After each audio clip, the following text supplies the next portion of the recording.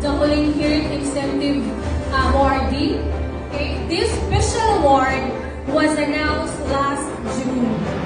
And this award will be given to someone who truly made their mark and exceptional performance and releases from the month of July to October. Alright, so, For last awardee ng ating Huling Hirit